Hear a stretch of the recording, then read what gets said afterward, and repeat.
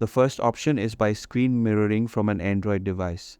Start by installing the Moviebox Pro app on your Android phone and make sure both your Android device and Roku TV are connected to the same Wi-Fi network.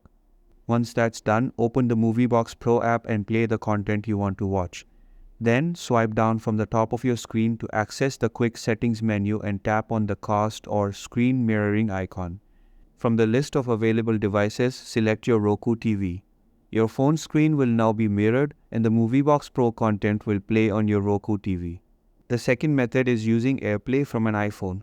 First, install the Moviebox Pro app on your iPhone and ensure that both your iPhone and Roku TV are connected to the same Wi-Fi network, preferably a 5 GHz connection for better performance.